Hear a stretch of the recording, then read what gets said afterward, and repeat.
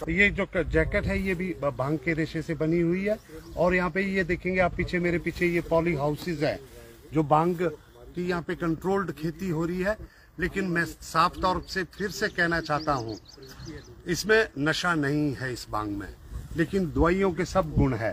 ऐसा बीज सरकार सोच रही है हिमाचल में भी इस तरह की खेती जो है, हम ऊंचे क्षेत्र, नीचे क्षेत्र, इवन जो हमारे जो है प्लेन का जो मैदानी क्षेत्र है उसमें भी, ये मैदानी क्षेत्र है जहाँ पे ये खेती लगी है। ये उत्तराखंड का मैदानी क्षेत्र है और यहाँ पे ये खेती लगी है और कॉन्ट्रैक्चुअल फार्मिंग है। ऐसे में एक बहुत बड़ा कदम है हिमाचल में जो भांग की खेती को लीगल किया जा रहा है और ये नशा मुक्त भांग है। मैं साफ बोलना चाहता हूँ कि इसमें नशा नहीं है, ये कानूनी वैध भांग है, लेकिन इसमें दवाइयों के सारे गुण हैं।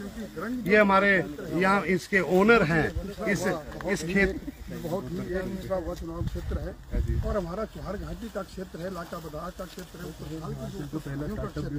वहाँ पर एक धन की और मैंने जैसे देखा, मैं की बात करना चाहूँगा। धन से मेरा ख्याल सैकड़ों लोग हमारे किसानों के जब इस धान की खेती को लीगल कर दिया जाएगा तो हमारे लोगों को जो रेवेन्यू भी मिलेगा, बेरोजगारों को रोजगार भी मिलेगा। ये जो है भाई साहब, इनका ये खेत है जो कानूनी रूप से वैध खेत है। इन्होंने कुर्ता भी ये भांग के कपड़ा है, ये बना हुआ है। और उसके साथ में ये जो कानूनी इस भांग में, फिर से कह रहा हूं मैं, इस भांग में नशा नहीं है, ये बिना नशे वाली भांग है, लेकिन दवाइयों की सारी कैंसर की दवाइयां इससे बनेगी। हम भांग को, नशा मुक्त भांग को हिमाचल में प्रमोट करेंगे जिसमें नशा खत्म होगा। इस भांग में नशा नहीं है। जो लोग इस बात को प्रचार करते हैं कि भांग नशे के लिए नहीं खोली जाएगी, लेकिन इसमें दवाइयां सारी इससे बनेगी। एक महीने की खेती है, यह देखेंगे आप कैमरा उस तरफ कीजिए, और ये 1 महीने की खेती है। और इनका कहना है, आप बताइए जी इसके बारे में, कितनी खेती आप कैसे कर रहे हैं? तो नमस्कार, मैं सृजन शर्मा हूँ, मैं धर्मशाला से हूँ, हिमाचल से।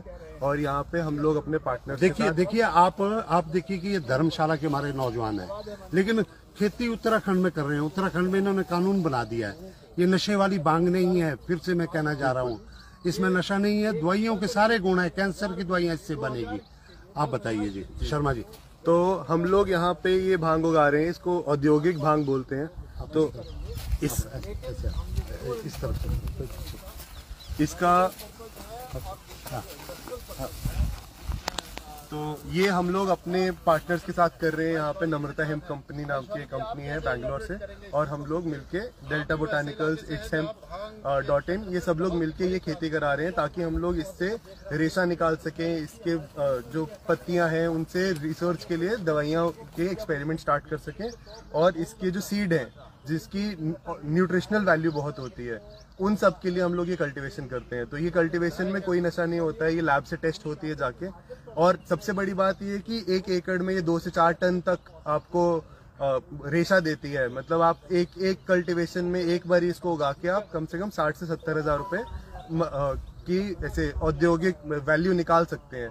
साथ के साथ जब आप इसे दवाइयां बनाते हैं तो इन पत्तों से, और इसका जो इवेंचुअली अगर फूल निकलते हैं तो उन फूल से जो हम लोग दवाइयां बनाते हैं, उन दवाइयों की कॉस्ट आपको, मतलब एज फार्मर आपको लगभग 1.5 से 2.5 लाख रुपए पर एकड़ से निकल के आ सकती है। साथ के साथ जो ज्यादा बड़ी बात है, वो जो दवाइयां हैं वो कैंसर के लिए, एपिलेप्सी के लिए, छोटे बच्चे जिनको दिन के 25 सीजर आते हैं, 30 सीजर आते हैं, ऐसे मिर्गी के दौरे पड़ते हैं, उन सब लोगों के लिए यूज होती है। कैंसर ट्रीटमेंट के लिए यूज होती है। आप जो एंजाइटी, डिप्रेशन से जूझ रहे हैं लोग, जिनको बहुत ज्यादा इंसोम्निया, नींद की बीमारी है, पेट की बीमारी है, तो इतने हजारों लाइफस्टाइल डिसऑर्डर जिनको हम बोलते हैं, उन सब के लिए इससे दवाइयां बनती है जो बिल्कुल नेचुरल होती हैं, जिनकी आदत नहीं पड़ती है। और ये बहुत ही बड़ी पहल है हिमाचल सरकार की कि वो ये पॉलिसी बनाने की कोशिश कर रहे हैं। तो मेरे जैसे जो एंटरप्रेन्योर्स हैं जो हिमाचल के हैं, ताकि वो हिमाचल ही में ये काम कर सकें आगे। ये देवेंद्र जी हैं, देवेंद्र जी वो लॉयर हैं।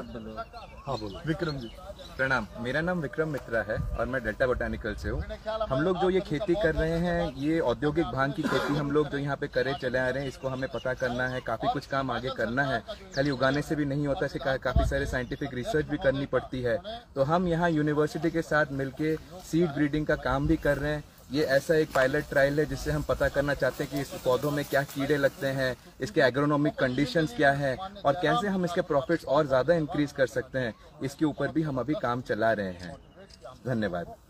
ये देवेंद्र जी है जिन्होंने हमारे सारे कानूनी पहलू देखे हैं, और हिमाचल प्रदेश में हम मलाना, कसोल और हमारे जो पूरे मणिकरण के क्षेत्र के प्रधानों ने जब हमने एक केस फाइल किया था 2017 में, आज इन्होंने कोर्ट के ऑर्डर भी वहाँ पे इंटरिम ऑर्डर दिलाए कि भांग की जो है वैधता होनी चाहिए और भांग को दवाइयों में इस्तेमाल करना चाहिए और इंडस्ट्री में इस्तेमाल करना चाहिए। ऐसे में इनका बहुत बड़ा देवेंद्र खन्ना का रोल रहा है, इन्होंने बड़ा सहयोग किया। आज को जो है कानूनी पक्ष हमारे हक में है कि हमारे को इंटरिम ऑर्डर मिल गए कि हमें भांग की पॉलिसी बनानी चाहिए। उत्तराखंड में भांग की पॉलिसी है, एक वैध खेत में हम बैठे हैं, इसमें नशा नहीं है। फिर मैं फिर से कहना चाहता हूँ, लेकिन कमाई जो नशे के कारोबार से ज्यादा इसमें है।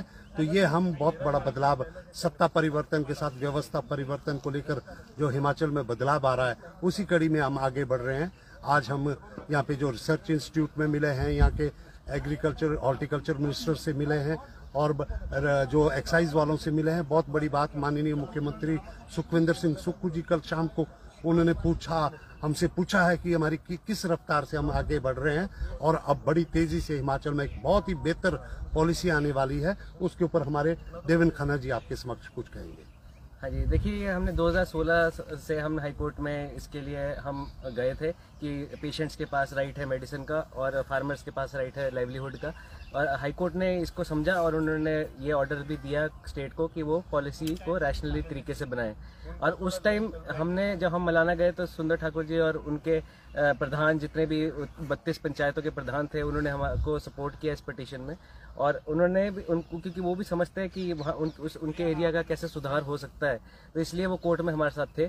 और अब जब Congress party mister Sukhu and honourable chief minister and सुंदर ठाकुर जी, इन्होंने अब ये इनकी सोच है कि ये हिमाचल में जितना सेब ने मुनाफा दिलाया हिमाचल को, उससे ज़्यादा ये प्लांट दिलाएगा। तो जैसे सेब ने पूरा हिमाचल चेंज किया है, वैसे सुंदर ठाकुर जी और सुक्खू जी ये नई रेवोल्यूशन लाना चाहते हैं हिमाचल में कि हिमाचल की अर्थव्यवस्था ठीक हो।